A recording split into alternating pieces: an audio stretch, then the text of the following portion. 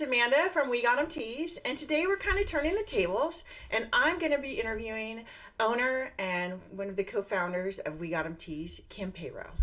Hi, Hello. I got to be the guest today. Exactly. So fun. So we're going to find out a little bit about Kim, and I wanted to start with, tell us where you grew up, because I know you're not from the high desert. No. So I grew up in Altaloma. We call it Altaloma. Everybody else calls it Rancho Cucamonga. But I grew up in Altaloma. I was born in Torrance, California, but I moved into Altaloma about age 5. And I grew up there, high school, junior high, elementary school, the whole thing. The whole thing. And your mom, who also works at WeGotEm Tees. Yes. Tell me a little bit about her backstory, because I know she's from Wales. She is. My mom immigrated here to the United States when she was 17 years old with my grandparents and my uncle. I remember her becoming a citizen, going to that big event when I was a little girl. That was quite exciting. But yeah, she came with my grandparents. So there's a lot of red dragons. Yes. At the Payrow home. Yeah, a lot of red dragons. Representing Wales. A lot of red dragons. A lot of red dragons. Soccer team not that great, but it's okay. It's okay. But Rugby. Welsh rugby, exactly. Okay, and then how did WeGotEm Tees start? Because when I met you, so I met Kim in 2002. Gosh, I'm dating so myself long a lot. ago. I had just had my son, and she moved across the street from me, and you were working then doing WeGotEm Tees. I was. So I forget the year. I believe it was, so we met in 2002. It was around 2001 that my mom left our Altaloma home that we grew up in. My mom and dad started the business. They had a business partner at the time actually as well. And they started the business in 1984. So I kind of grew up with my mom doing the business in our garage. Just, some extra money. She would print shirts for my swim team, our schools, things like that. And then in 2001, they sold our Altaloma house and they moved up to Mount Baldy, California. And they asked me if I wanted the equipment, the screen printing equipment.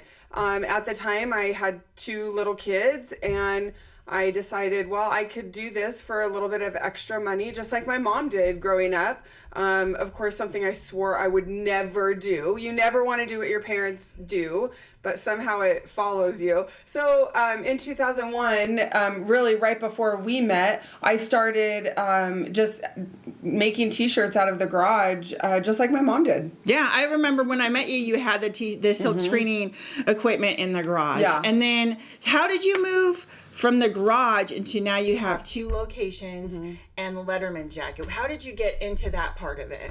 So when we were, when I was just working out of the house, it was only screen printing. We didn't do any embroidery at all. But I would have customers that would request embroidery. So I had found a local embroidery shop. She was located over there on 7th Street in Victorville. And I kind of subcontracted out my embroidery work to her. And in about, let's see, what year was it? 2014, like December 2014, she had told me she was going to retire and asked me if I wanted to buy her embroidery equipment. I was so scared to death. Oh, I remember those phone calls. I was so scared to death. I had no idea what I was doing. I didn't know how to embroider. I was scared to learn something new. But my husband was like, let's go for it. We have nothing to lose. Our older daughter was just going to be going to college. So I just had one kid at home. It was kind of the right time to try to branch out, maybe learn something new. So we ended up buying her embroidery equipment from her, and I happen to have a friend, Rachel Iceworth, that owns Smile Makers in our building. And at the time, originally, we were just going to keep the embroidery machines in the garage and just keep the business in the garage. But at the time, they had empty space in this building. And Rachel, she was like, you have to move into the building. And they were kind enough to me, and they believed in me as well. And they gave us free rent for a while. I had nothing to lose, and we gave it a go, and we built it from there. And that was, now that's been 11 years that you've been here. So almost 12. March 2015 was when, March 15th, 2015 was when we opened the Apple Valley location. We started with just a small space, and we kind of took over another suite. So it's gotten a little bit bigger. We're already busting out the seams in here. For sure. We barely have room. But that was when I kind of decided to do the letterman jackets. I was a student athlete just like you were. I always had this like love of, you know, the letterman jacket and what it kind of stood for and stuff like that. So when we got the embroidery machine, we also at that time had purchased the chenille machine from her. The chenille machine is what makes all of the patches and stuff like that, which she had bought that chenille machine from Valley Sporting Goods, which was like the OG up here in the desert that used to do all of the jackets for all of the schools up here in the desert. So we ended up with that same machine, which was incredible because that machine had all of the art for all of the schools up here. So we were kind of, that was a big gift that we had been given. We didn't know anything about chenille. I didn't even know where to buy chenille felt, the chenille yarn. We knew nothing. And now you think you make patches for CIF. That's how much it's grown in that part of it. Yeah. I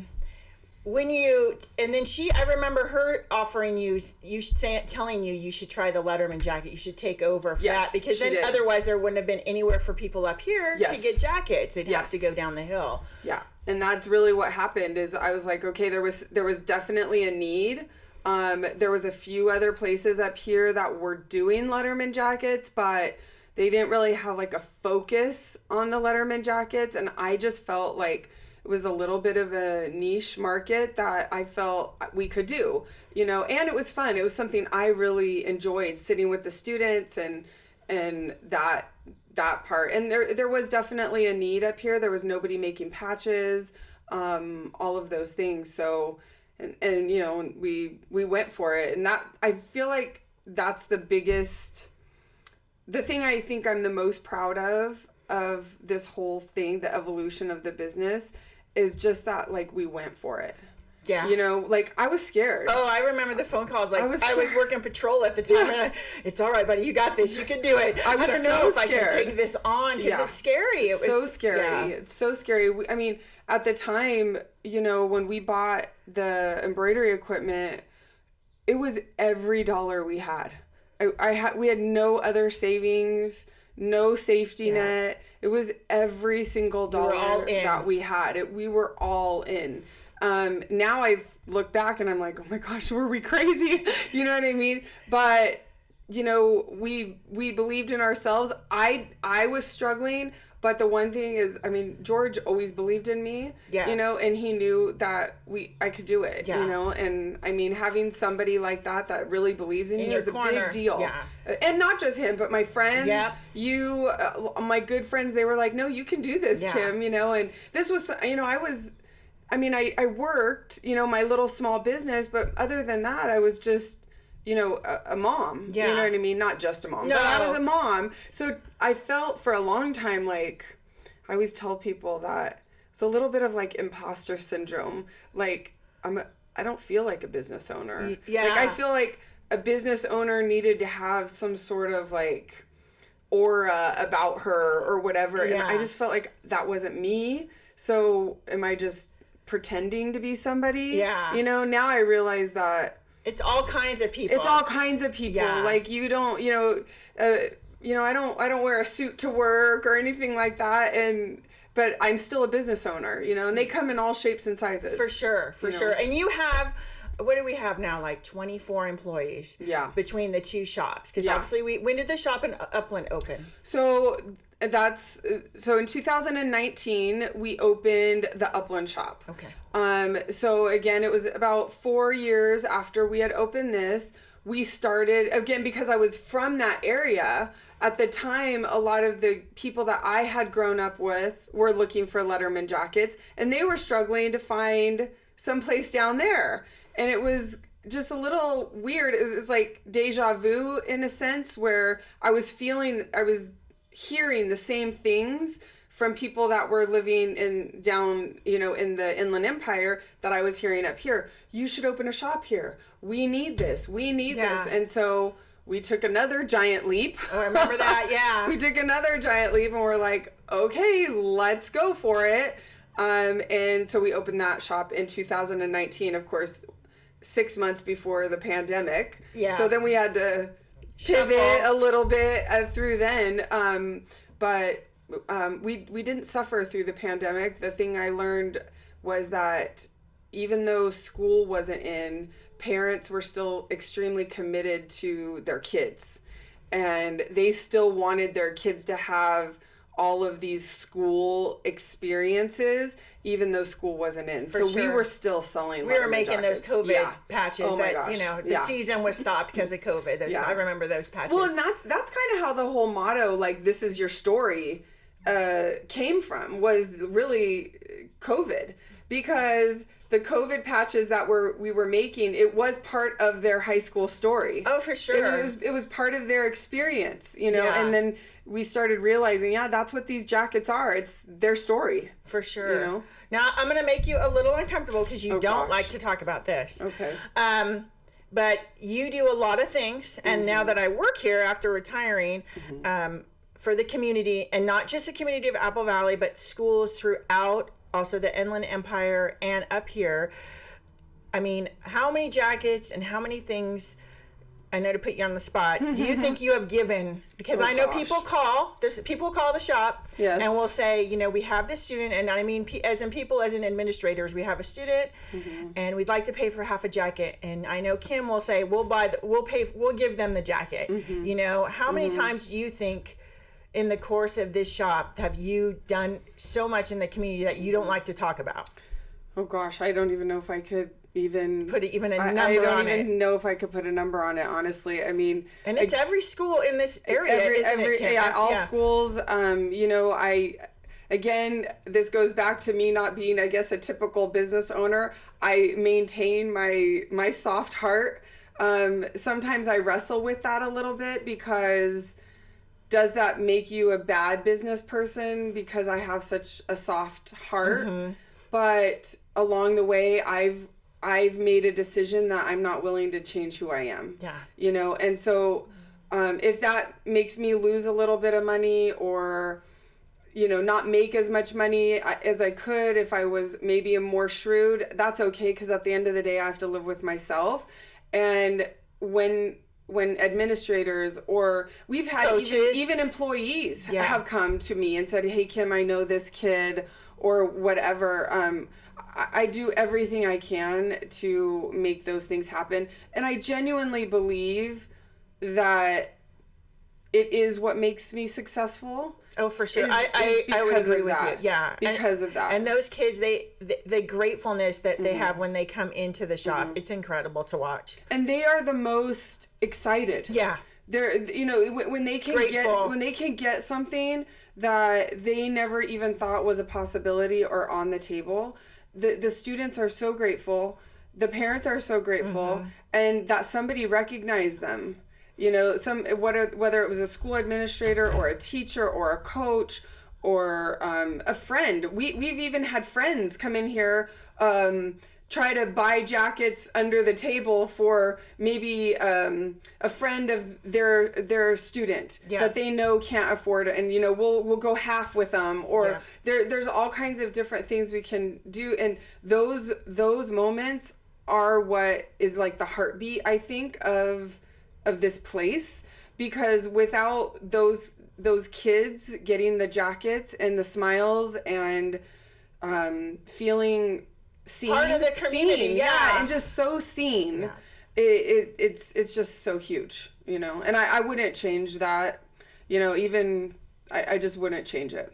For sure. It's awesome. Being an employee here is incredible to watch those people get, and they're so excited, like you said. It is super fun. Yeah. And I also think it's one of those things that helps, like, keep my relationship so good with the schools is they know that if they need something, they can reach out to me. Exactly. You know what I mean?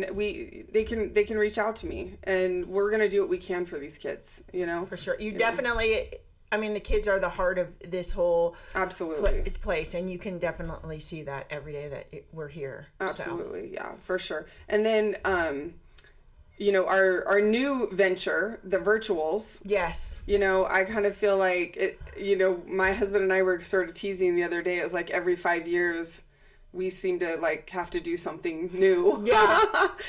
I guess we're a little antsy. So, in 2015 we opened the shop, 2019 we opened Upland, and then in 2025 we started doing the virtual appointments, which is technically like a universal shop. a third location, yes. if you will. You know what I mean? It's had its, we're still figuring out the nuances of that because it is very different than selling in person with somebody walking through and being able to see the colors and what they're going to actually pick. And we've made jackets. I mean, we've sent them to South America. We've sent them to Europe. Hawaii. We've done every state in the United States. And then on top of that, people who are maybe, in the military who, want their child to have a jacket. And they're several to Germany. Yeah, right. They're stationed in Germany or, in another country. And we do that for them. So the virtual has opened up even more so. It has. It's definitely been a little bit of a slower burn, I think, than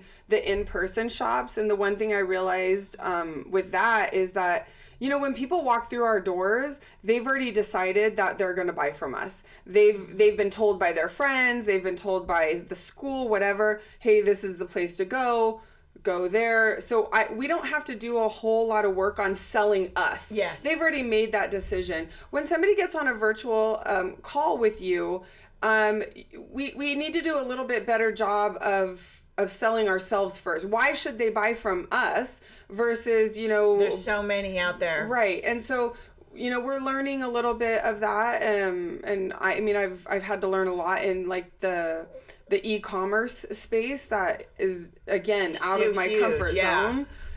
So there's a lot to learn there. I think one of the reasons we're doing the whole podcast is for just that, for people to realize that who we are, who are these people? We're asking people to hand over money to us before they even get like a garment, and they're not going to get this garment for 8 weeks. That's a big ask from somebody. So I get it. So, that's part of the reason why we're doing this podcast is so people feel comfortable with who we are, that they feel confident when they're handing over money, that they're going to get this, handcrafted, custom, one-of-a-kind jacket back to them, For sure. That's a big ask for people. I get it, So, anything else you'd like to add? No, I think that's it. It was kind of fun to do it this week. All right. Well, that's it for this week. Come back next week. We'll be here.